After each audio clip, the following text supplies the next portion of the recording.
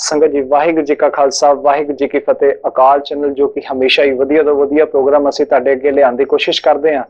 ਉਸੇ ਕੜੀ ਦੇ ਵਿੱਚ ਅਕਾਲ ਚੈਨਲ ਦਿੱਲੀ ਹੁਣ ਦੀ ਟੀਮ ਦਿੱਲੀ ਸਟੂਡੀਓ ਦੇ ਵਿੱਚ ਅਸੀਂ ਜੋ ਅੱਜ ਦਿੱਲੀ ਹੁਣ ਦੀ ਟੀਮ ਵੱਲੋਂ ਅੱਜ ਤੁਹਾਡੇ ਅੱਗੇ ਜੋ ਐਕਸਕਲੂਸਿਵ ਇੱਕ ਉਪਰਾਲਾ ਕਰਨ ਜਾ ਰਹੇ ਹਾਂ ਜੋ ਹਿਊਮਨ ਰਾਈਟਸ ਬਾਰੇ ਅਸੀਂ ਜੋ ਹਿਊਮਨ ਰਾਈਟ ਜੋ ਕਿ 10 ਦਸੰਬਰ ਨੂੰ ਮਨਾਇਆ ਜਾਂਦਾ ਹੈ ਯੂਨਾਈਟਿਡ ਨੇਸ਼ਨਸ ਵੱਲੋਂ ਜੋ यूएनओ ਵੱਲੋਂ ਇੱਕ ਬਹੁਤ ਵਧੀਆ ਜੋ ਇੱਕ ਵੱਡਾ ਇੱਕ ਦਿਨ ਹਿਊਮਨ ਰਾਈਟਸ ਦਾ ਜੋ ਦਿਨ ਹੈ 10 ਦਸੰਬਰ ਨੂੰ ਮਨਾਇਆ ਜਾਂਦਾ ਹੈ ਉਸ ਬਾਰੇ ਹਿਊਮਨ ਰਾਈਟ ਜੋ ਕਿ ਇੰਡੀਅਨ ਹਿਸਟਰੀ ਦਾ ਇੱਕ ਜੋ ਬਹੁਤ ਹੀ ਵੱਡਾ ਇੱਕ ਜੋ ਪਹਿਲੂ ਹੈਗਾ ਜੋ ਬੜਾ ਅਛੂਤਾ ਪਹਿਲੂ ਹੈਗਾ ਬਹੁਤ ਪਹਿਲੇ ਤੋਂ ਹਿਊਮਨ ਰਾਈਟਸ ਦੀ ਗੱਲਾਂ ਕੀਤੀਆਂ ਜਾ ਰਹੀਆਂ ਹੈਗੀਆਂ ਤੇ ਉਸੇ ਬਾਰੇ ਐਕਸਕਲੂਸਿਵਲੀ ਅੱਜ ਅਸੀਂ ਗੱਲਬਾਤ ਕਰਾਂਗੇ ਸੁਪਰੀਮ ਕੋਰਟ ਦੇ ਜੋ ਰਿਟਾਇਰਡ ਜਸਟਿਸ जो रिटायर्ड जज ने जस्टिस मार्कंडे काटजू जी वो साडे नाल ने आपको बहुत बहुत जो सत श्री अकाल जी नमस्कार बहुत बहुत स्वागत करते हैं अकाल चैनल के माध्यम से। हम जो आपके माध्यम से जो है सबसे जो बातचीत करेंगे ह्यूमन राइट्स के बारे में जो कि because human rights is a very common issue very sensitive issue it hurts the sentiments of some peoples who are not getting the proper rights to speech and rights to protest. So we would like to talk about this human rights issue. तो बात हम शुरू करते हैं human rights की। जो बात हम शुरू करेंगे उससे पहले थोड़ा सा आपके बारे में हम जानना चाहेंगे। हम संगत को बता दें कि जो जस्टिस जो मार्कंडे काटजू साहब हैं सुप्रीम कोर्ट दे जो जस्टिस रहे ने सुप्रीम कोर्ट दे जज रहे ने तो सर आपसे थोड़ा और पूछेंगे कि आप अपने लाइफ के बारे में थोड़ा और बताइए हमें। मैं बेसिकली मैं इलाहाबाद का आदमी हूँ, वैसे तो कश्मीरी पंडित हूँ। हाँ जी। मगर मैं मेरी एजुकेशन इलाहाबाद में हुई और वहाँ मैं 20 साल मैंने वकालत की 1971 से 1991 तक। 1991 में इलाहाबाद हाई कोर्ट का जज हुआ। ठीक है। फिर मैं वहाँ का एक्टिंग चीफ जस्टिस हुआ। फिर मुझे भेजा गया as chief justice Madras high court और उसके बाद chief justice Delhi high court और फिर 2006 में मैं हुआ जज सुप्रीम कोर्ट और रिटायर हुआ सितंबर 2011 में। और रिटायरमेंट के बाद फिर मैं 3 साल की मैं chairman press council of India रहा। ठीक है। तो आज के टाइम में यानी कि जो काफी जो आप आज की अगर बात करें कि काफी पोजीशंस और बड़े बहुत बड़े बड़े ओहदे आप जो होल्ड कर चुके हैं तो बड़े सम्मान वाली एक बात है कि इतनी सेवा आपने क्योंकि जो एक न्यायाधीश जो होता है एक जो जज जो होता है उसे लोग भगवान के समान मानते हैं तो बड़े ही प्रेम भी जो लोग करते हैं उसी तरीके कई लोग शायद जो है काफी जो क्योंकि उनको जब न्याय मिलता होगा तो काफी उन्हें खुशी उन्हें मिलती होगी तो उसी के बारे में बात भी आपसे भी आपके बारे में हमने जाना तो बड़ा ही जो इंटरेस्टिंग आपका जीवन रहा तो उसके बारे में आज हम ह्यूमन राइट्स के बारे में बात करने आपके पास आए हैं। तो ह्यूमन राइट्स के बारे में बात करेंगे कि ह्यूमन राइट्स क्या है सर, एक डेफिनेशन क्या है ह्यूमन राइट्स? देखिए मैं आपको बताऊं, ये ह्यूमन राइट्स का सिलसिला शुरू होता है 1690 से जब जो इंग्लिश पॉलिटिकल थिंकर था जॉन लॉक उसने आर्टिकल लिखा the second treatise on civil government. उसमें जॉन लॉक ने ये लिखा कि जो राजा होता है वो जो रूलर होता है मगर उस पर भी कुछ लिमिटेशंस होते हैं, यानी वो सिटीजन्स के नेचुरल राइट्स को वायलेट नहीं कर सकता। Human rights mean natural right और नेचुरल राइट क्या होता है कि जो राइट किसी इंसान के होते हैं by the very fact that is a human being, जैसे राइट टू लाइफ किसी को राजा आपको नहीं देता है, by the your birth you get that right. और freedom of speech, freedom to practice your religion, liberty, equality, ये नेचुरल राइट और ह्यूमन राइट्स होते हैं। तो जॉन लॉक ने 1690 में जो आर्टिकल लिखा second treatise on civil government, उसी के बेसिस पे यूएस कॉन्स्टिट्यूशन में जो बिल ऑफ राइट्स रखे गए 1791 में, फ्रेंच रेवोल्यूशन में 1789 में द राइट्स ऑफ मैन और इंडियन कॉन्स्टिट्यूशन में जो फंडामेंटल राइट्स है part 3 of the Indian constitution वही ह्यूमन राइट्स है। Freedom of speech, right to life, right to liberty, freedom to practice your religion, equality, ये सब ह्यूमन राइट्स है। ठीक है। तो यानी कि जो ह्यूमन राइट्स का सिलसिला यानी कि जो इंग्लैंड से जो है शुरू हुआ था और चैनल भी हमारा जो इंग्लैंड का ही चैनल है तो इंग्लैंड से ह्यूमन राइट्स की जो बातें शुरू हुई थी उस टाइम जो बिल ऑफ राइट्स का जो रखा गया था। तो आज के टाइम पे अगर हम बात करते हैं तो 10 दिसंबर को यूनाइटेड नेशंस ने जो है 10 दिसंबर को एक जो all over world wide human rights day इसको मनाया जाता है, ह्यूमन राइट्स डे के बारे में इसको कहा जाता है। और उसके अलावा अगर इंडिया के अंदर बात करते हैं तो 12 अक्टूबर 1993 के अंदर ह्यूमन राइट्स जो कमीशन इंडिया के अंदर बना था। तो इतनी देर से क्यों आया है, मतलब कि अगर संविधान जो 1950 के अंदर जो बना आ चुका था तो ह्यूमन राइट्स को आने में इतना समय क्यों लगा सकता? ह्यूमन राइट्स तो कॉन्स्टिट्यूशन में ऑलरेडी थे। कॉन्स्टिट्यूशन ऑफ इंडिया बना 1950 में 26 जनवरी को। उसमें एक चैप्टर था fundamental rights, right to life, right to liberty, equality, freedom of speech, freedom to practice your religion, ये ऑलरेडी था। मगर ये लगता है, महसूस हुआ कि ये एक इसका सिर्फ डिक्लेरेशन काफी नहीं है, एक मशीनरी होनी चाहिए टू एनफोर्स दीज राइट्स।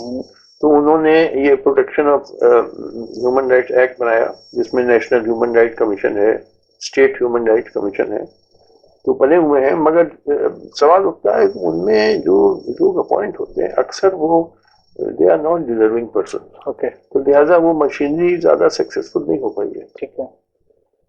और जहां तक ये ह्यूमन राइट डे की बात है, ये हुआ था जो सेकेंड वर्ल्ड वॉर में जो जर्मन्स ने एट्रोसिटीज करी थी, तमाम जूस को गैस चेम्बर्स में, 6 मिलियन जूस को गैस चेम्बर्स में डाल दिया, बड़ी horrible things were done by the Nazis. तो उसका रिएक्शन हुआ कि universal declaration of human rights हुआ इन 1948। उसी से ये सिलसिला शुरू होता। और हमारे यहाँ इंडिया में इसकी बहुत जरूरत है। बहुत ह्यूमन राइट्स का वायलेशन होता है यहाँ कई तरीके से। एक तो जैसे फेक एनकाउंटर्स बहुत होते हैं आपके पंजाब में 1980s और 90s में। ये हमारे जूलियस रुबेरो और केपीएस गिल साहब ने जो हरकतें करी, तमाम सिख युवा को फेक एनकाउंटर में मरवा डाला है, just because on the suspicion of they were Khalistani. हजारों लोगों को मारा गया। उनके अभी भी मैं गया था चंडीगढ़ 2 दिन पहले, उनके तमाम अनाथ बच्चे हैं, उन्होंने कैंडल लाइट प्रोसेशन किया सेक्टर 17 प्लाजा चंडीगढ़ में। मैं गया उनके साथ, मैंने भी कैंडल उठाई। तो देखिए, मैं चंडीगढ़ अभी गया था और मुझे बुलाया सिख ह्यूमन राइट्स ऑर्गेनाइजेशन ने। बहुत बड़ा जलसा था, उसमें करीब मेरे ख्याल में 1000 लोग रहे होंगे, उसमें बहुत सारे सिख लोग भी थे। मैंने लीगल पोजीशन बताई कि अगर कोई खालिस्तान की बात करता है, जैसे अभी 10 नवंबर को हुआ था चंडीगढ़ सरबत खालसा, वो पंजाब अमृतसर के अंदर हुआ था। अच्छा, अमृतसर के अंदर, अमृतसर से जो पास में ही हुआ था वो। अच्छा, ऑलराइट। हाँ, तो मैं वही कह रहा था कि जो खालिस्तान की बातें होती हैं, जो सरदार सिमरनजीत सिंह मान जो खालिस्तान की के लिए एक उन्होंने एक जो बात भी अच्छी की कि पहले होता था कि जो खालिस्तान का नाम लेता था तो पुलिस वाले फेक एनकाउंटर्स उनको करते थे। और उसके अलावा यहाँ जो उनको सिर्फ खालिस्तान का नाम लेने पर या नारे लगाने पर ही उनको या डिमांड रखने वाले को ही जो जेल में वो डाल देते थे एज ए सस्पेक्ट। तो सरकारों की तरफ से भी ऐसा प्रेशर बनता था। तो जो सिमरनजीत सिंह मान ने ऐसा एक पिटीशन डाली थी कि कोई खालिस्तान के नाम लेने में, तो आज के टाइम पे जो संविधान में ये स्वीकृत जो है एक आजादी मिल चुकी है कि खालिस्तान का नाम लेने में कोई ऐसी कोई प्रॉब्लम नहीं, कोई उसके ऊपर कोई अरेस्ट नहीं होना चाहिए। इसके बारे में क्या कहेंगे? देखिए, यही मैंने बात चंडीगढ़ में बताई 2 दिन पहले। हाँ जी। कि जैसे सरबत खालसा हुई थी 10 नवंबर को, उसमें कुछ लोगों ने कहा कि खालिस्तान बनना चाहिए, इंडिपेंडेंट स्टेट ऑफ खालिस्तान। ये कहना कोई जुर्म नहीं है, ठीक है। ये कहना खालिस्तान बनना चाहिए। तमाम कश्मीरी कहते हैं कि आजाद कश्मीर बनना चाहिए, नागाज मिजोज कहते हैं कि आजादी हमको मिलनी चाहिए। सिर्फ कहने में, मीटिंग में, पब्लिकली भी कहने में it is no crime. Freedom of speech and expression है कॉन्स्टिट्यूशन में, यानी ह्यूमन राइट्स है ये भी। ये बिल्कुल आर्टिकल 19(1) है, freedom of speech of expression. बिल्कुल you have a right to say that we should have a separate state.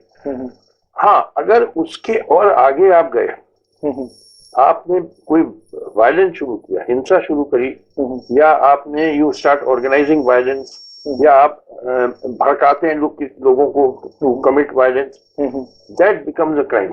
ठीक है। मगर मेरी स्टेटमेंट की we want freedom, this is no crime. और इस पे मेरा फैसला है, उसका नाम है Shri Indira Das versus state of Assam, 2011 का। वो आप देख लीजिएगा, it is available online. Okay, Shri Indira Das versus state of Assam, जिसमें मैंने एक्सप्लेन किया कि दिस इज नॉट क्राइम। तमाम कम्युनिस्ट पार्टीज हैं दुनिया भर में, वो कम्युनिज्म कहता है कि आर्म रेवोल्यूशन से ही सोशलिज्म आ सकता है, तो but that does not make the communist parties illegal. वो तो अगर उसके आगे वो बढ़ते हैं, वायलेंस करते हैं या ऑर्गेनाइज करते हैं वायलेंस, तब वो क्राइम हो जाता है। यानी कि सरकार के आगे अपनी मांग रखने में कोई नहीं है। आप कहिए तो freedom of speech and expression है, and people should be allowed to let out steam. कोई कह रहा है उसमें कहने में ये आपका मौलिक अधिकार है। ठीक है, बिल्कुल। मैं यही आता हूँ कि जैसे बात हुई कि जो आंध्र प्रदेश में था, तेलंगाना एक डिफरेंट स्टेट आई, तेलंगाना, और तेलंगाना का भी कई सालों से, कई 50-60 सालों से उसका प्रदर्शन चल रहे थे, कई उसके लिए शहीदियां वहां के लोगों ने भी दी। तो आज के डेट में तेलंगाना एक सेपरेट स्टेट बन चुका है। इसके अलावा नागालैंड के अंदर भी काफी लोग जो एक सेपरेट स्टेट की मांग करते हैं, और भी कितने examples all over India separate state की मांग सिर्फ ऐसा ही नहीं कि पंजाब के अंदर है, हर जगह की जा रही है, दुनिया भर में है।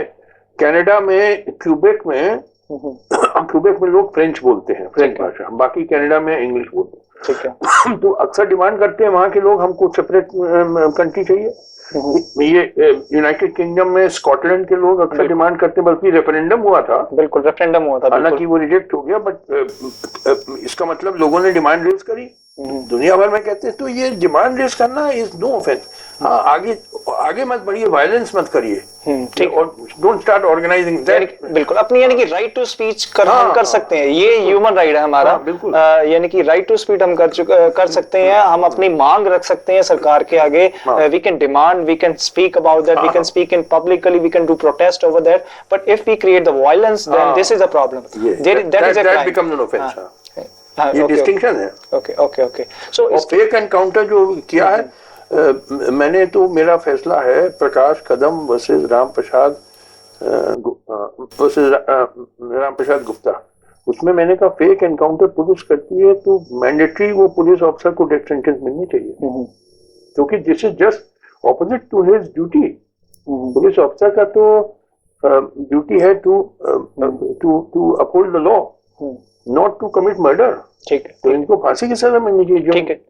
ठीक है सर, आपसे और भी बातें करेंगे हम। जो है सुप्रीम कोर्ट के जो रिटायर्ड जो जज हैं, जो जस्टिस मार्कंडे काटजू साहब, ਅਸੀਂ ਉਹਨਾਂ ਦੇ ਨਾਲ ਅਸੀਂ ਗੱਲਬਾਤ ਕਰਦੇ ਪਏ ਸੰਗਤ जी ह्यूमन राइट्स के विषय पे। ह्यूमन राइट्स के बारे साडी गल्लां चल रही है कि सर जैसे कि ह्यूमन राइट्स की बात इंडिया के अंदर बातें आई, 1993 के अंदर एक कमीशन बनता है, उससे पहले 1950 के अंदर संविधान बनता है। और अगर ह्यूमन राइट्स की बैकग्राउंड में अगर जाते हैं, यू सेड कि in England, parliament of England के अंदर इन 1689 के अंदर एक बिल ऑफ राइट्स आता है, पर उससे 14 साल पहले ही 1675 के अंदर ही गुरु तेग बहादुर साहब सिख पंथ के जो 9वें गुरु हैं, उन्होंने ह्यूमन राइट्स की बात की थी। जब कश्मीरी पंडितों के ऊपर जब औरंगजेब जो काफी जो जुल्म कर रहा था, उनको जबरदस्ती जो आज के अंदर जो क्लॉज भी है कि प्रैक्टिस, जो अपने रिलीजन की प्रैक्टिस हम कर सकते हैं, धर्मनिरपेक्षता जिसे हम साफ हिंदी में कहते हैं, तो वो बातें जब उस टाइम इन मौलिक अधिकारों को जब हनन हो रहा था, उस समय जो ह्यूमन राइट्स को बचाने के लिए गुरु तेग बहादुर साहब, जो कि जो प्रॉब्लम आ रही थी कश्मीरी पंडितों पर गुरु तेग बहादुर साहब जो कि कश्मीरी पंडित नहीं थे, अपने धर्म को छोड़ के उन्होंने दूसरे धर्म के लिए कुर्बानी दी। चांदनी चौक के अंदर जाके औरंगजेब के सामने उन्होंने जो उनकी जो कुर्बानी दी, उनको सजा दी गई, और उनके साथ जो 3 भाई मतीदास, भाई सतीदास, भाई दयाला जी और 3 लोगों ने जो शहीदियां दी थी। तो यानी ह्यूमन राइट्स की बात करें तो सिख इतिहास भी ह्यूमन राइट्स के बारे में बात करता है, ह्यूमन राइट्स के खिलाफ जो लड़ता भी आया है। तो उसके बाद अगर आज की हम बात करते हैं पंजाब के अंदर, पंजाब जो कि इतना जो हम जो कहते हैं कि एग्रीकल्चर एरिया है, जो गेहूं जो देने वाला, जो रोटी देने वाला, जो एक ऐसा जो हमें जो खान पान देने वाला ऐसा जो स्टेट है, अगर उसके अंदर ह्यूमन राइट्स की जो ऐसी जो प्रॉब्लम्स आती हैं, तो कितना जो, और जैसे अगर 1984 की अगर हम बात करते हैं, 1984 के टाइम पे भी जो कितने फेक एनकाउंटर्स हुए, तो अगर ऐसे स्टेट पर भी ह्यूमन राइट्स की जो बातों को नकारा जाएगा, तो क्या बुरा जो हम प्रभाव, जो इफेक्ट इसका आज की सोसाइटी में देख सकते हैं? आप क्या कहना चाहेंगे? देखिए, ये पंजाब में 1980s या 90s में जो हुआ, in the name of suppressing terrorism, जो जुल्म किया पुलिस वालों ने, पंजाब की पुलिस ने, पर्टिकुलरली ऑन सिख यूथ, उनको पकड़ पकड़ के ले जाते थे और कहीं कोने में गोली मार देते थे। इस सब का खुलासा वैसे तो लोगों ने किया था, मगर इधर एक former police inspector Gurmeet Singh Pinky है, हाँ जी बिल्कुल, उसने हाल में खुलासा, उसने नाम लिए शायद 45 पुलिस ऑफिसर्स के जिन्होंने फेक एनकाउंटर्स किए। उन सब पे मुकदमा चलना चाहिए, क्योंकि मैंने फैसला दिया है in the case of Prakash Kadam versus Ram Prasad Gupta कि जो पुलिस ऑफिसर फेक एनकाउंटर करता है, he must be given death sentence. तो ये जो प्ली लेते हैं कुछ पुलिस ऑफिसर्स के, हमको तो ऑर्डर मिला था from political authorities, then chief minister और हुएवर कि मारो,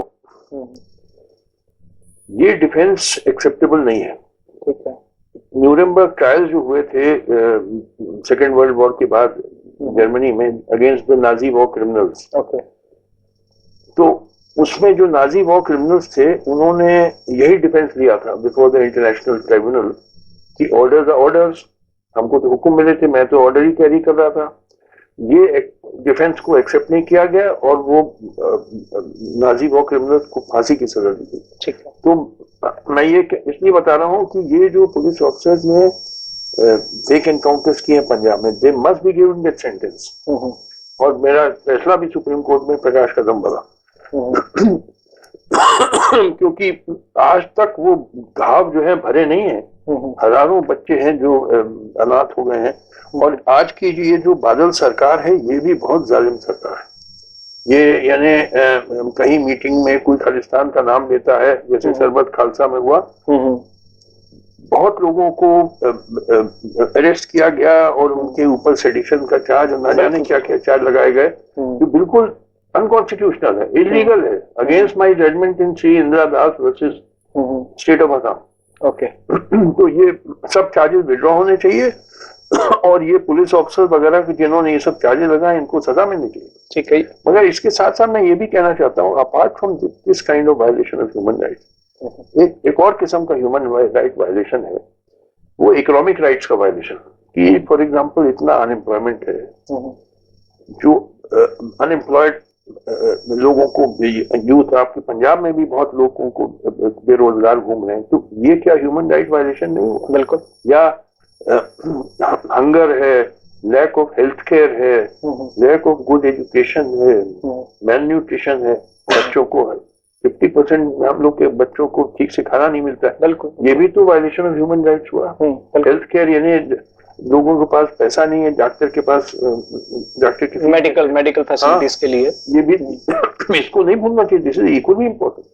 ठीक है, यानी कि इसका भी, यानी कि ह्यूमन राइट्स के अंदर इसको भी जो इकोनॉमिक राइट करना चाहिए, इकोनॉमिक राइट्स के तौर पे। ये भी person to lead a decent life must also get food, he must get job, he must get health care, education.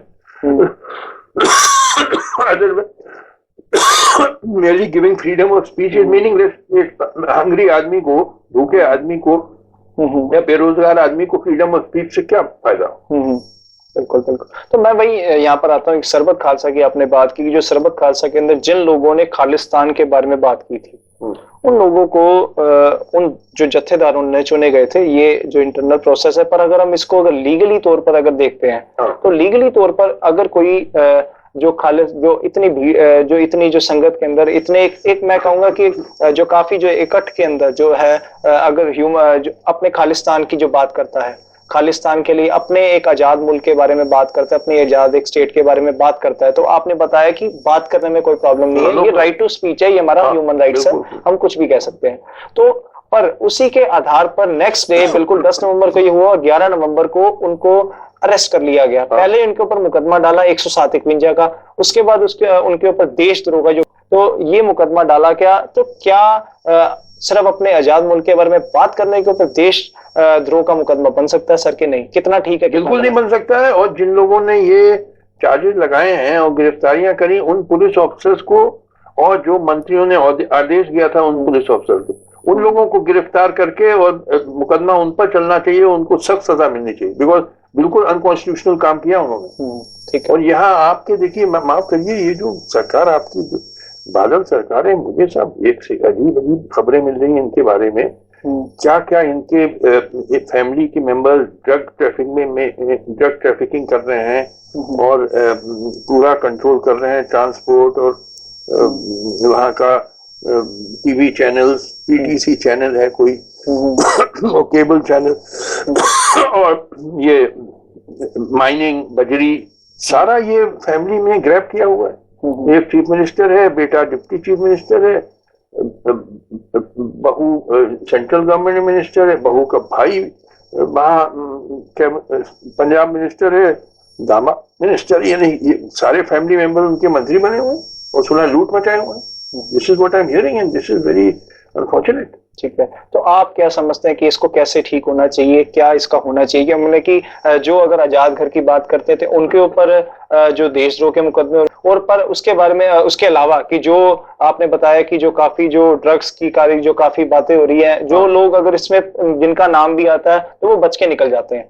तो यहाँ आपको नहीं लगता कि न्याय जो भारत के अंदर जो है, जो जस्टिस है, वो जस्टिस कहीं ना कहीं डगमगा रहा है?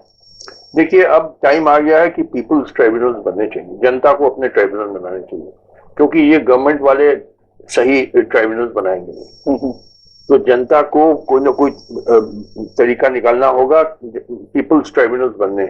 इन लोगों को, ये जो नेता लोग हैं हमारे, दुर्भाग्य देश का लगभग सभी नेता हैं, न केवल पंजाब में, पूरे हिंदुस्तान में, they are mostly a set of rogues and rascals and scoundrels who have looted the country, who polarized society on the basis of caste and religion for their vote banks. ये सारे गुंडे हैं, हिंदुस्तान के नेता, scoundrels, gangsters, dacoits। अब time आ गया, peoples tribunal बनने चाहिए, इन लोगों को सख्त सजा देनी चाहिए। ठीक है, ठीक है, यानी कि आप भी समझते हैं कि एक जो है कि एक जो लोगों को जो एक डेमोक्रेसी को आगे आना चाहिए। हाँ। शायद सरबत खालसा जो आप बिल्कुल जो ऐसा ही जो आपने जो डिमांड की, जो सुप्रीम कोर्ट ਦੇ ਰਿਟਾਇਰਡ ਜੋ ਜਸਟਿਸ ਨੇ ਮਾਰਕੰਡੇ ਕਾਰਜੂ ਉਹਨਾਂ ਨਾਲ ਐਕਸਕਲੂਸਿਵ ਅਸੀਂ ਗੱਲਬਾਤ ਕਰਦੇ ਪਏ ਆ। ਉਹਨਾਂ ਨੇ ਵੀ ਕਿਹਾ ਕਿ ਹੁਣ ਲੋਕਾਂ ਨੂੰ ਅੱਗੇ ਆਣਾ ਪਏਗਾ, ਜੋ people must be come forward, ਉਹਨਾਂ ਨੂੰ ਆਪਣੇ ਜੋ ਫੈਸਲੇ ਆਪ ਲੈਣੇ ਪੈਣਗੇ। ਉਸੇ ਕਰਕੇ ਸਰਬਤ ਖਾਲਸਾ ਨੂੰ ਬੁਲਾਇਆ ਗਿਆ ਸੀ। 6 लाख लोग, 6 लाख से बल्कि ज्यादा ही लोग उस सरबत खालसा के अंदर पहुंचे थे। वो यही बात हो रही थी कि जो लोग अपना फैसला खुद लेना चाह रहे थे, पर उसके बाद भी जो उनको सरकार द्वारा उनको जो कामयाब नहीं किया जा रहा। तो ये काफी जो, अगर आपका सजेशन बहुत अच्छा है और ये लोगों ने इसको जो एडमिट भी किया, लोगों ने इसको जो यूज भी किया, पर आज तक उस वेपन को, जो डेमोक्रेटिक वेपन को जो है हमेशा ही फेल जो सरकार द्वारा किया जा रहा है। इस पे देखिए, फैज अहमद फैज की बड़ी मशहूर नज्म है, हम देखेंगे, तो उसकी 2 लाइन मुझे याद आ रही हैं कि अब ताज उछाले जाएंगे, अब तख्त गिराए जाएंगे। अब ये वक्त आ गया है। बिल्कुल, ये जो हुक्मरान हैं, जो लूट मचाए हैं, जो जुल्म कर रहे हैं, अब जनता को उठ खड़ा होना है, उनके खिलाफ बगावत करनी है। रेवोल्यूशन अब इस कंट्री में जरूरी है। ठीक है, रेवोल्यूशन आना जरूरी है। बिल्कुल, क्योंकि सारे स्टेट इंस्टीट्यूशन कोलैप्स हो गए हैं। पार्लियामेंट देखिए हमारी चलती नहीं हिंदुस्तान की, पूरा मॉनसून सेशन वॉश आउट हो गया। अब ये जो विंटर सेशन है वॉश आउट हो रहा है। आई एम श्योर आने वाला बजट सेशन भी वॉश आउट हो जाएगा। जुडिशरी भी लार्जली कोलैप्स हो गई है, आधी से ज्यादा करप्ट हो गई है और 25-30 साल लगाती है केस डिसाइड करने में फाइनली। तो ये जुडिशरी है कि मजाक है जो कि 25-30 साल लगा रही है केस डिसाइड करने में। ब्यूरोक्रेसी लार्जली करप्ट हो गई, सारा सिस्टम इस कंट्री में कोलैप्स कर गया है और दाम बढ़ते जा रहे हैं। 200 रुपए किलो दाल हो गई है, सब्जियों का दाम क्या हो गया, लोगों को बेरोजगारी इतनी ज्यादा हो गई है, करोड़ों युवा घूम रहे हैं, नौकरी नहीं है। तो सारा सिस्टम कोलैप्स हो गया और इधर जो सोशियो इकोनॉमिक कंडीशन, एक क्राइसिस बढ़ती जा रही है। Everything is heading in India for towards a revolution. कोई सम काइंड ऑफ रेवोल्यूशन आएगा, हो सकता है इसमें 8-10 साल लग जाए। ठीक, अभी तो इमीडिएटली नहीं आएगा, अभी तो केओटिक कंडीशंस बढ़ती चलेंगी। ठीक, मगर आना है क्योंकि ये सिस्टम कोलैप्स कर गया है। ठीक है, ठीक है। तो योर ऑनर, आपसे थोड़ी और बात करेंगे इस बारे में कि 1984 के मुद्दे के बारे में बात करते हैं। 31 साल से ज्यादा टाइम हो चुका है इसको कि अभी तक इसके अंदर कोई जो इंसाफ नहीं मिल पा रहा है। तो ह्यूमन राइट्स, हम पूछना चाहेंगे कि उस समय ह्यूमन राइट्स कहाँ था?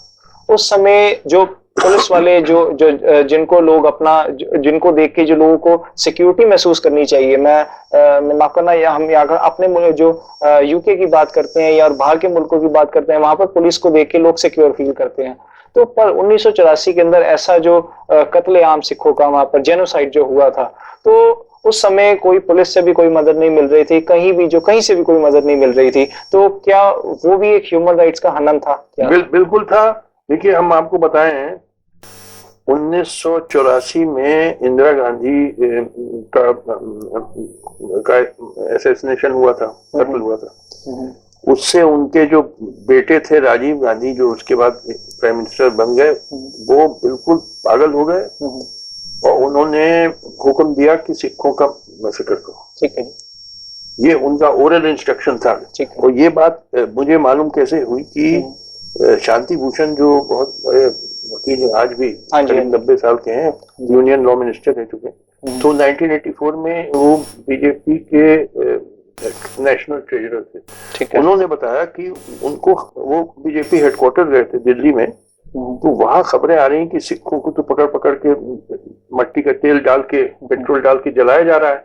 कोई सिख लड़का जा रहा है स्कूटर पे, उसको पकड़ के उसके ऊपर पेट्रोल डाल के जलाया जा रहा है। कम्युनिटी को टारगेट किया जा रहा है। बिल्कुल, उनके कई एरियाज, मंगोलपुरी और क्या क्या, दिल्ली में एक भीड़ गई गुंडों की, ये कांग्रेसी गुंडों की भीड़ गई, उनको पकड़ पकड़ के घर से घसीट के लाया, उनके ऊपर पेट्रोल डाल के उनको आग लगाई, जिंदा जलाया गया। तो ये खबरें आ रही थी बीजेपी हेडक्वार्टर में, ये मुझे शांति भूषण ने बताया। ठीक है। तो शांति भूषण और एक दो और लोग गए पीवी नरसिम्हा राव के पास, जो यूनियन होम मिनिस्टर थे उस टाइम, कि भाई इसको रोकिए, ये क्या हो रहा है। तो बोले, मेरे सामने पीवी नरसिम्हा राव ने फोन उठाया और किसी से बात की, नाम नहीं बताया किसका, और थोड़ी देर बात करने के बाद कहा कि I am helpless in the matter. Okay, यानी कि जब यूनियन होम मिनिस्टर कह रहा है कि मैं कुछ नहीं कर सकता हूँ, इसके मतलब उससे भी ऊपर से कहीं से आदेश आया, उसके ऊपर तो प्राइम मिनिस्टर है। बिल्कुल। और ये तो राजीव गांधी ही थे, इन्होंने बल्कि कहा कि जब बड़ा पेड़ गिरता है तो धरती हिल जाती है। बिल्कुल, इसके वीडियो बयान भी आ चुके हैं। इसने ओरल इंस्ट्रक्शन दिए, 3 दिन सिखों का कत्लेआम करो।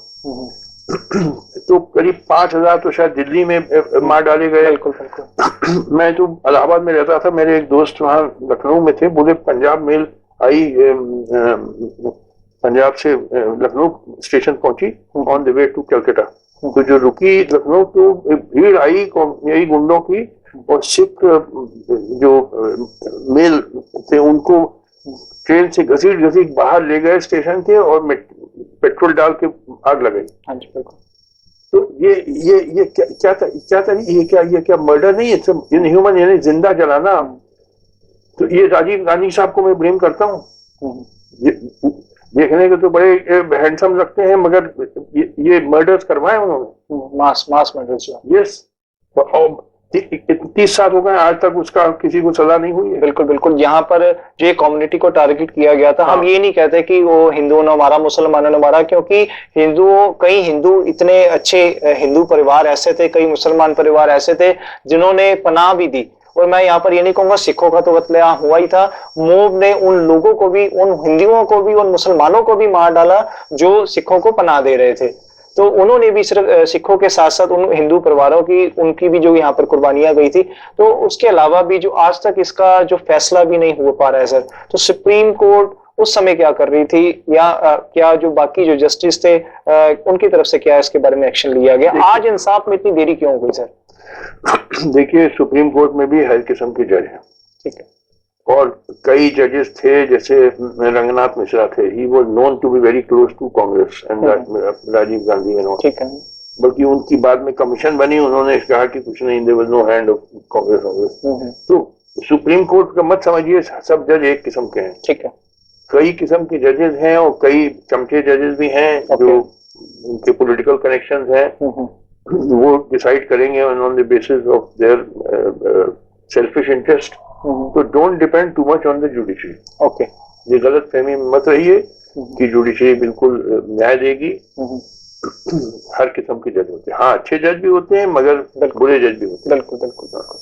तो क्या अगर आज भी जो 31 साल हो गए, अभी तक जो इंसाफ जो इतना लेट हुआ जा रहा है। पीछे ही एक जो केस आया था कि जो पटियाला हाउस कोर्ट में उसको जो ट्रांसफर भी कर दिया गया, करकरडूमा का एक जो केस था, वो करकरडूमा के अंदर जो सज्जन कुमार के खिलाफ था, वो तो सज्जन कुमार के हक में ही हमेशा बातें होती थी। तो जब उसके ऊपर पिटीशन भी डाली गई तो बाद में वो कोर्ट उसकी ट्रांसफर भी हुई है। तो क्या आपको लगता है कि क्या 1984 31 साल हो चुके हैं, तो क्या इसमें कोई फैसला आने की उम्मीद है भी? जुडिशियरी पे क्या हमें विश्वास और न्यायाधीश और न्याय इंडियन जस्टिस पे कितना विश्वास हमें रखना पड़ेगा? Justice means quick justice. अगर डिले हो गया 30 साल तो ये it is no justice. Justice delayed is justice denied. अब 30 साल के बाद कोई आपको गवाह मिलेगा? बिल्कुल। मोस्ट ऑफ द विटनेसेस बिल्कुल या तो डेड हो गए हैं या अब उनकी मेमोरी कहाँ तक चलेगी। तो ये अब खत्म। I don't expect any justice now. ठीक है, तो यानी कि जो सिखों को जो 1984 का इंसाफ के बिना ही रहना पड़ेगा। हाँ बिल्कुल बिल्कुल। Very sad, it is very sad, but it is the truth, bitter truth we can say. तो पर फिर भी जो सियासी पार्टियां इसके ऊपर सियासत करती रहती हैं, इलेक्शंस में बातें कर करके इलेक्शंस लड़ती रहती हैं, या क्या सिर्फ उनके लिए इलेक्शन लड़ने का एक टूल रह गया? देखिए, एक चीज समझ लीजिए, हमारी कंट्री में बड़ा भारी दुर्भाग्य है जो पॉलिटिकल पार्टीज का interest is directly opposite to the national interest. क्यों? कि हमारी पॉलिटिकल पार्टीज का इंटरेस्ट है टू विन द इलेक्शंस, और elections are mainly in India on the basis of caste and religion. Caste and religion are basically feudal backward forces.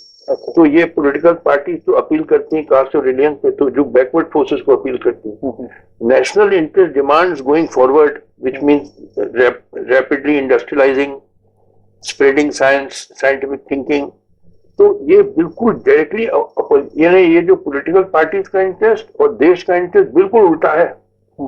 The political parties want to take us backward and the nation wants to move forward into क्योंकि जब तक हम लोग rapidly industrialise नहीं होंगे, progress नहीं करेंगे, देश गरीब रहेगा। हमको तो गरीबी हटानी है, बेरोजगारी हटानी, तो उसके लिए बड़ा रैपिडली इंडस्ट्रियलाइज करना है।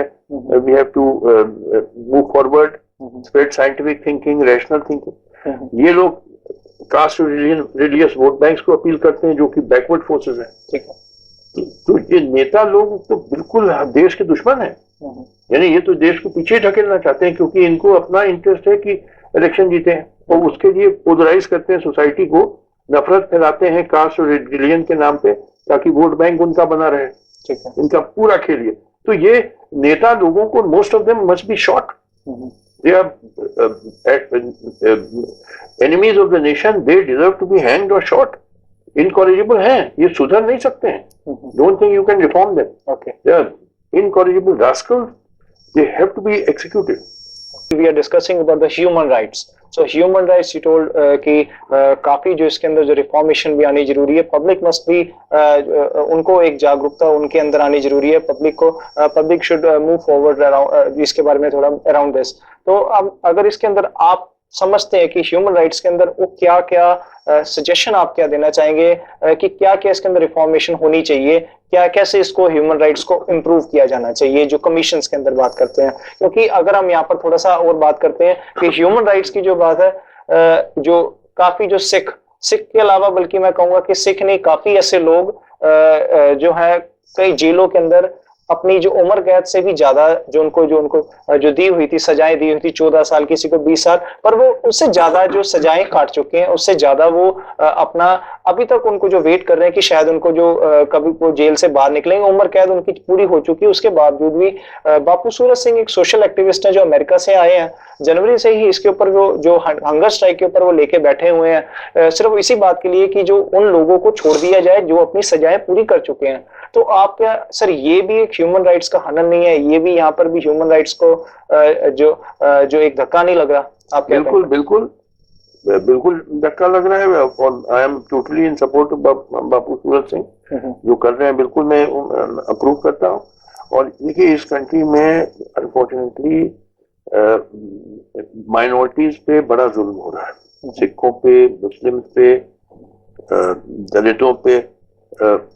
तमाम मुस्लिम्स को मैं समझता हूँ बेगुनाह थे उनको फांसी दे दी गई, जैसे याकूब मेमन को हाँ जी, या अफजल गुरु को। जो मैंने जजमेंट्स पढ़े, they are very weak judgments, मगर एक सेक्शन ऑफ जुडिशरी, देखिए हम जुडिशरी को भी ब्लेम करेंगे, एक section, one section of judiciary in India has become populist, यानी popularity seekers. They want to show that we are sending a strong message against terrorism, है ये, ताकि लोग बड़ी तालियां बजाएं कि वाह। यानी ठीक है, आप जो रियली जो रियल क्रिमिनल उसको सजा करिए, उसमें कोई गलती नहीं। ये कई लोगों पे जो टेररिज्म का चार्ज, माइनॉरिटीज पे टेररिज्म का चार्ज लगाया जाता है, उनके खिलाफ जो एविडेंस होती है मेनली इट इज कन्फेशन, कि उसने कन्फेस कर लिया। तो कन्फेशन तो साहब पकड़ के डंडे मारते जाओ, एक स्टेज आएगी कि भाई वो और बर्दाश्त नहीं कर पाएगा, 3rd degree torture देखा। 3rd degree। तो under torture a person will confess to anything because the stage will reach when he can't tolerate the pain anymore। तो ये क्या तरीका है केस डिसाइड करने का? And in most of these cases of terror, चाहे अफजल गुरु, चाहे ये याकूब मेमन, ये कन्फेस कर दिया उसने। हाँ जी, थोड़ा और सर आगे चलते हैं, आपसे हम बात करते हैं कि जो आपने बोला कि जो लोग जो जेलों के अंदर जो सजा काट रहे हैं, जो उनकी सजाए की जो लिमिट जो है काफी ऊपर जा चुके हैं, अपने कई साल जो ज्यादा लगा चुके हैं, आपने बताया कि उनको भी छोड़ा जाना चाहिए, तो उनको भी छोड़ना चाहिए जो अपनी सजाएं काट चुके हैं। और इसके अलावा बात करते हैं कि जो ह्यूमन राइट्स की जहां पर बात हो रही है, जो आज का हमारा मुद्दा है ह्यूमन राइट्स का, तो प्रोफेसर देवेंद्र पाल सिंह भुल्लर, तो उनके ऊपर भी जो काफी उनको भी तसद्दुद झेलनी पड़ी, आज वो अमृतसर जेल के अंदर है। जो उनके बारे में भी एक जो हमें पता लगा था कि आपका काफी उनकी जो उनको जो शिफ्टिंग के ऊपर जो है उनको जो उनको फांसी दे दी गई थी, जो मतलब जो सजा सुना दी गई थी फांसी की सजा, पर जो दिए जाने वाली थी कि उसके कुछ टाइम पहले ही आपने बीच में एक बहुत ही जो एक बड़ा जो रोल प्ले किया, तो जिसकी वजह से उनकी जो फांसी रोकी गई। तो क्या कहना चाहेंगे सर प्रोफेसर देवेंद्र पाल सिंह भुल्लर के बारे में? देखिए, पहली बात तो प्रोफेसर देवेंद्र पाल सिंह भुल्लर को मैंने नाम भी नहीं सुना था उनका, न मेरी जात बिरादरी, न रिश्तेदारी, मेरा कोई दूर दूर तक कोई ताल्लुक नहीं था। कैसे पता लगा था? तो हुआ क्या, एक दिन मैं बैठा था अपने कमरे में दिल्ली में, तो टेलीविजन में आ रहा था कि फांसी की सजा तो पहले ही हुई थी, उनकी मर्सी पिटीशन भी रिजेक्ट हो गई है, वो कुछ दिन में उनको फांसी लगने वाली है। टेलीविजन में आ रहा था, कई चैनल में। तो मैंने बाय द वे कंप्यूटर पर गया और मैंने जो जजमेंट सुप्रीम कोर्ट का था जिससे उनकी फांसी की सजा बरकरार रखी गई, उसको मैंने पढ़ना शुरू किया। वो 3 जज बेंच का फैसला था सुप्रीम कोर्ट का। उसमें सीनियर मोस्ट जज जो थे जस्टिस एमबी शाह, उन्होंने कहा कि भुल्लर निर्दोष है, और जो जूनियर 2 जजेस थे जस्टिस बीएन अग्रवाल और जस्टिस प्रसाद, उन्होंने कहा नहीं दोषी है। तो 2-1 मेजोरिटी फैसले से वो कन्विक्शन, डेथ सेंटेंस अपहोल्ड हो गई थी।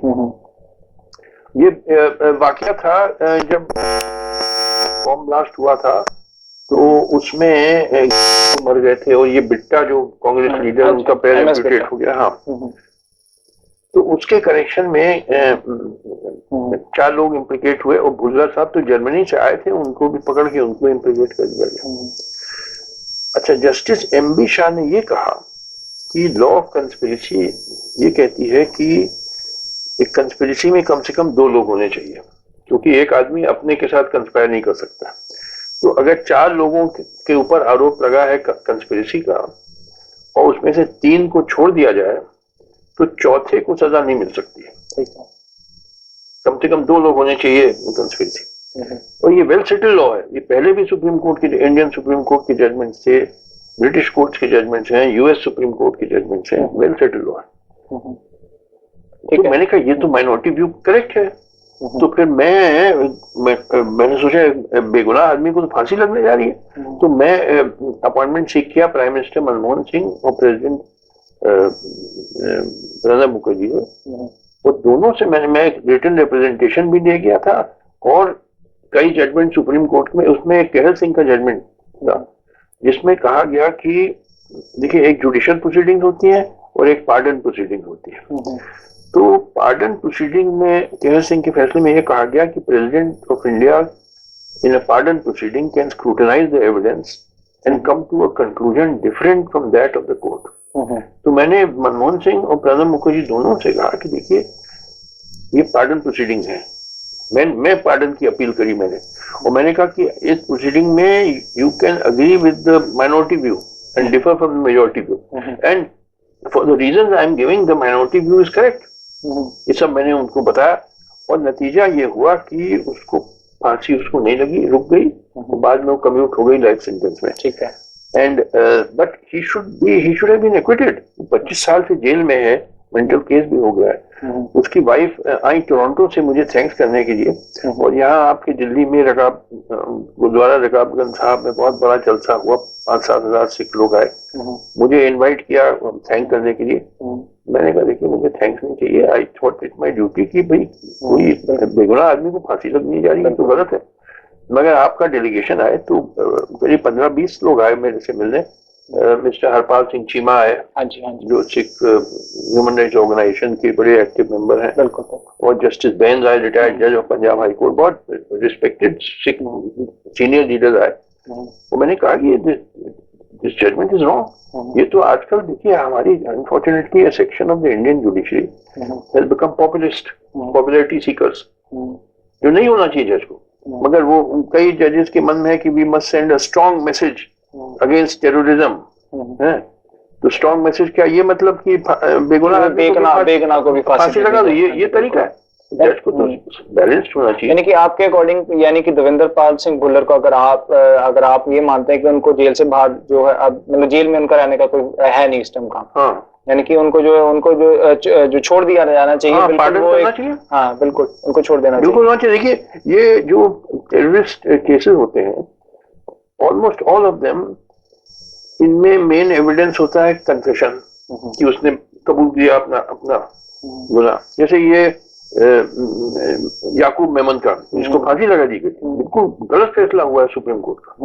उसमें जो मेन एविडेंस था कि देयर वाज अ को अक्यूज ने कन्फेस किया, वो भी रिट्रैक्टेड कन्फेशन ऑफ द को अक्यूज, वो मेन एविडेंस है। तो एक तो कन्फेशन ऐसी चीज होती है कि भाई किसी को डंडे मार के कुछ भी कन्फेस कर, बिल्कुल कोई भी कन्फेस कर सकता है। एक आप डंडे मारने लगे, पुलिस डंडे मारने लगे, एक स्टेज आती है जब दर्द और बर्दाश्त नहीं, सैचुरेशन पॉइंट आ जाता है, तो कहता है अरे भैया जो चाहो हम कन्फेस कर देंगे और मुझे मत मारो। बिल्कुल बिल्कुल। तो ये कोई तरीका है किसी को टॉर्चर और थर्ड डिग्री देख के जो ऐसे जो है उनको, जिनको बदला जाता है, बयानों को बदलवाया जाता है।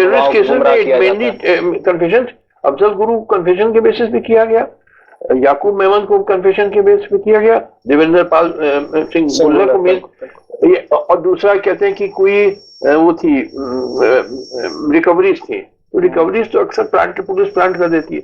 बड़ा वीक एविडेंस पे ये सब कन्विक्शन होते हैं, and unfortunately section of judiciary has become populist, as I told you, वो गलत फैसले कर रहे हैं, विच इज रॉन्ग। ठीक है जी। यानी कि जो देवेंद्र पाल सिंह भुल्लर बारे भी जो जस्टिस योर ऑनर ने दसिया कि जो सुप्रीम कोर्ट के जो रिटायर्ड जज ने उन्होंने भी कहा कि देवेंद्र पाल सिंह भुल्लर ਨੂੰ जो गलत जो ਨੀਤੀਆਂ ਦੇ ਤਹਿਤ ਉਹਨਾਂ ਨੂੰ जो फांसी ਦਿੱਤੀ ਜਾ ਰਹੀ ਸੀਗੀ, ਉਹਨਾਂ ਨੂੰ ਜੋ ਹੈ ਛੱਡ ਦੇਣਾ ਚਾਹੀਦਾ ਹੈਗਾ। ਉਹਨਾਂ ਦਾ ਕੋਈ ਉਹਦੇ ਵਿੱਚ ਜੋ ਉਹਨਾਂ ਕੋਈ ਇਹੋ ਜਿਹਾ ਕੋਈ जो मेजर एविडेंस ਉਹਨਾਂ ਦੇ खिलाफ नहीं हैगा। ਤੇ आप जी का भी सर बहुत बहुत थैंक यू भी है सर आपका, कि क्योंकि आपकी जो इन कोशिशों की वजह से देवेंद्र पाल सिंह भुल्लर जी की जो फांसी रुकी है, तो उसके अलावा भी कई ऐसे जो ह्यूमन राइट्स के बारे में आप भी फाइट करते रहे, हम भी आपको ये कहेंगे आप ह्यूमन राइट्स के जो फाइटर है। सर आपने कहा कि जो रेफरेंडम की बात है कि स्कॉटलैंड के अंदर भी ऐसा हुआ, एक रेफरेंडम आया था, एक सेपरेट जो स्टेट का या कंट्री का जो आना चाहिए। तो जो 2020 का भी एक रेफरेंडम आ रहा है जिसमें खालिस्तान की डिमांड उसमें की जानी है, उसमें भी वोटिंग के बारे में बात चल रही है, क्या कहेंगे सर? देखिए, I am not in favour of these referendums. 2-3 वजह है। एक तो सोचिए जैसे कश्मीरी डिमांड करते हैं आज़ादी, कई कश्मीरी डिमांड करते हैं आज़ादी, ठीक है, कहने में कोई हर्ज नहीं, आप कहिए कि मगर रेफरेंडम कराएं और मानिए ये हुआ मेजोरिटी कहे कि हाँ आज़ाद हो जाना चाहिए, यू अलाउ कश्मीर टू सेसीड, तो नेक्स्ट डिमांड आएगा नागालैंड का कि हम भी रेफरेंडम चाहते हैं, हम भी अलग होना चाहते हैं हिंदुस्तान से। फिर मिजोरम में आएगा, फिर तमिलनाडु में आएगा, फिर आपके पंजाब में भी आ सकता है। यानी हिंदुस्तान टूट जाएगा, इसके तो टुकड़े टुकड़े हो जाएंगे। और एक चीज समझिए, हमारा देखिए मेन दुश्मन है गरीबी। सबसे बुरी चीज होती है गरीबी, और गरीबी खत्म करने के लिए we have to rapidly industrialise and make India highly developed industrialise country. तो large scale industry requires a big market, क्योंकि जो माल बनाएंगे उस बिकना भी चाहिए। तो unless we are united and we are huge country, united country, where will be the market for the goods? टुकड़े हो जाएंगे तो you will not have a big market and therefore modern industry can't grow and therefore you cannot abolish poverty. तो आपके interest में है कि India, मैंने तो कहा कि इंडिया ही नहीं, India and Pakistan must unite. In fact it is one nation. Pakistan तो एक फेक आर्टिफिशियली क्रिएटेड एंटिटी है। मैं वही कहना चाहूंगा सर कि जो भारत के लोग भी और जो कई सिख भी, हम खुद भी, जो मैं दिल्ली में रहता हूँ, हम इंडिया में रहते हैं, वी प्राउड ऑफ इंडिया। तो हम जो भारत के और दिल्ली के सिख भी ऐसे हैं जो नहीं चाहते कि और भारत का एक और टुकड़ा हो, भारत का कोई और टुकड़ा हो। पर जिस तरीके से जो 31 सालों से जब उनको इंसाफ नहीं मिलता 1984 के मुद्दों पर, और कई ऐसे जो सिख कैदी जो जेलों के अंदर बंद हैं, सजाएं पूरी कर चुके हैं, अभी तक बाहर नहीं आ रहे हैं, और ऐसे कई तरीके की जब ह्यूमन राइट्स की जब बातें, अगर वो केस भी डाली जाते हैं, कोई सुनवाई नहीं होती, तो जब उससे लोग तंग आ जाते हैं तो उसके बाद ये सब बातें, तब उनको शायद एक ही रास्ता लगता है कि एक शायद उनको जब अगर हिंदुस्तान से कुछ नहीं मिल रहा, शायद हमें अपना एक देश खड़ा कर लेना चाहिए। शायद यही कुछ कारण रहते हैं सर। तो आप इसके बारे में क्या कहेंगे उन लोगों? देखिए, ये सही बात है कि पंजाब में खासकर सिखों पे बड़े जुल्म हुए हैं, मगर हिंदुस्तान के और इलाकों में और प्रदेशों में भी जुल्म हुए हैं, फर्क किस्म के। तो ठीक है, जुल्म हुआ है तो जुल्म के खिलाफ लोगों को लड़ना चाहिए, ये सही बात है, मगर अलग हो जाना ये हम लोग के हित में नहीं है। क्योंकि मैंने कहा ना कि modern industry requires a big market and we must industrialise on a very large scale अगर हमको पॉवर्टी अबॉलिश करनी है और अनएम्प्लॉयमेंट अबॉलिश करना है।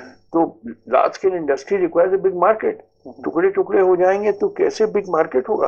और मैंने तो कई बार कहा कि in fact only solution to Kashmir problem is reunification of India and Pakistan under a strong secular state which does not tolerate religious extremism of any kind, whether Hindu or Muslim or Sikh. आपको फ्रीडम ऑफ प्रैक्टिस रिलीजन है, मगर religious fanaticism must be crushed. तो मैंने कहा ये Pakistan is a fake country. ये तो it was made on the basis of the bogus two nation theory, जो ब्रिटिश थ्योरी थी, ताकि हम लोग हिंदू मुसलमान लड़ते रहे, हम लोग कमजोर रहे, कभी एक ना हो पाए। देखिए, इनफैक्ट आप पाकिस्तानियों से मिलिए, they look like us, they talk Hindustani में बात करते हैं, सेम कल्चर है, same love for Urdu poetry, Hindustani music, food habit वही, बिरयानी खाना, ये वो।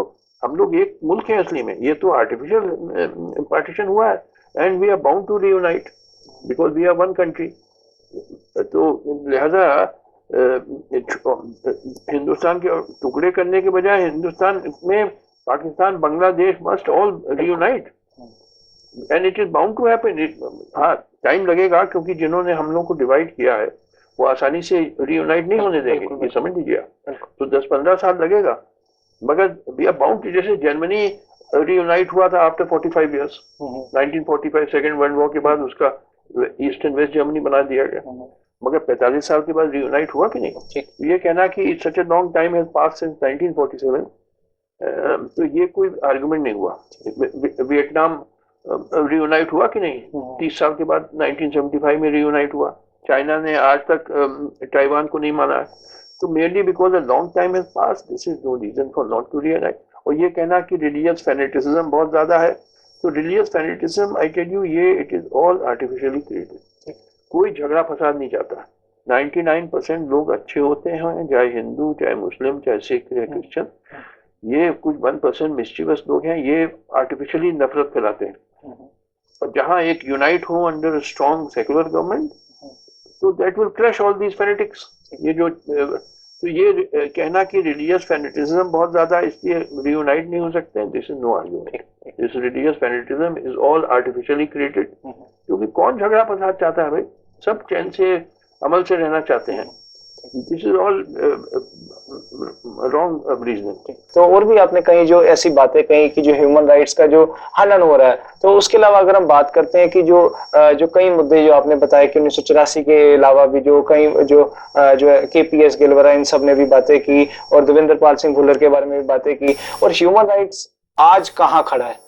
आज की अगर बात करते हैं तो क्या इम्प्रोवाइजेशन आपके अकॉर्डिंग इसमें होनी चाहिए, क्या इसमें सुधार होना चाहिए, क्या कहेंगे आप? देखिए, गवर्नमेंट से तो सुधार की मुझे कोई उम्मीद नहीं है।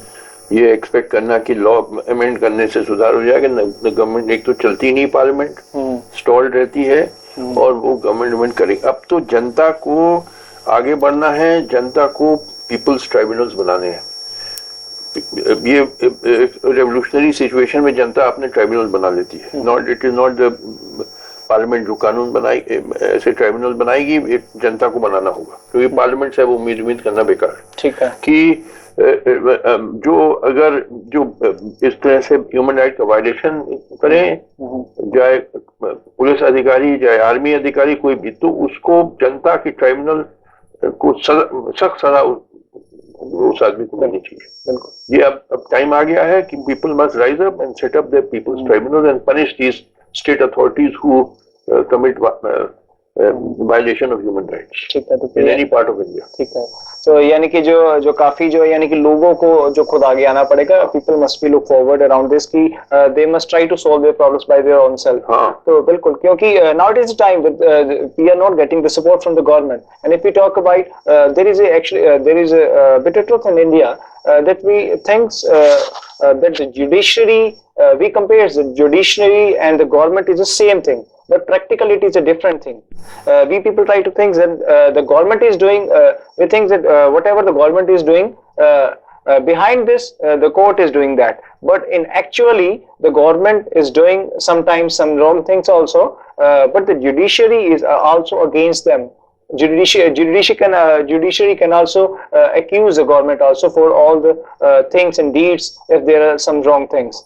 So आपने जो एक सजेशन भी काफी अच्छा दिया कि जो it should be improvised and they should be people must be look forward. तो we thank you very much for the your great time sir, और बहुत ही जो ਵਧੀਆ ਖੁਲਾਸੇ ਜੋ ਅੱਜ ਜੋ ਸਾਡੇ ਨਾਲ ਜੋ ਅੱਜ ਤੋਂ ਖਾਸ ਮਹਿਮਾਨ ਸੀਗੇ ਸੁਪਰੀਮ ਕੋਰਟ ਆਫ ਇੰਡੀਆ ਦੇ ਰਿਟਾਇਰਡ ਜੱਜ ਜਸਟਿਸ ਮਾਰਕੰਡੇ ਕਾਟਜੂ ਸਾਹਿਬ ਨੇ, ਜੋ ਕਾਫੀ ਜੋ ਖੁਲਾਸੇ ਵੀ ਅੱਜ ਕੀਤੇ ਕਿ ਕੀ ਬੈਕਗ੍ਰਾਉਂਡ ਹਿਊਮਨ ਰਾਈਟਸ ਦੀ ਰਹੀ ਹੈਗੀ ਹੈ, ਔਰ ਕਿਸ ਤਰੀਕੇ ਨਾਲ ਹਿਊਮਨ ਰਾਈਟਸ ਦਾ ਜੋ ਗਲਤ ਇਸਤੇਮਾਲ ਵੀ ਕੀਤਾ ਜਾਂਦਾ ਹੈ, ਔਰ ਕਿਸ ਤਰ੍ਹਾਂ ਜੋ ਬੇਬੁਨਿਆਦ ਜੋ ਮੁਕਦਮੇ ਜੋ ਉਹਨਾਂ ਲੋਕਾਂ ਤੇ ਦੇਸ਼ ਵਿਰੋਧ ਦੇ ਸਿਰਫ ਪ੍ਰਸ਼ਾਸਨ ਉਹਨਾਂ ਸਿਰਫ ਦਬਾਨ ਕਰਕੇ ਉਹਨਾਂ ਨੂੰ ਤਾਂ ਕਿ ਕੋਈ ਆਪਣੀ ਆਵਾਜ਼ ਨਾ ਚੁੱਕ ਸਕੇ, ਪਰ ਜੋ ਹਿਊਮਨ ਰਾਈਟਸ ਆਖਿਰ ਦੇ ਵਿੱਚ ਕਹਿੰਦਾ ਕਿ we have the freedom to practice of any religion, we have the freedom to speech in the public, we have freedom to protest. सो आज सारे इस बारे जो जस्टिस काटजू सामने सानू जानू कराया, बहुत बहुत थैंक यू करते सर। आखिर में अकाल चैनल देख रहे जो दर्शकों को 44 से ज्यादा देशों में यूके यूरोप में आप सुने जा रहे हो, और अकाल चैनल .tv वेबसाइट के राही,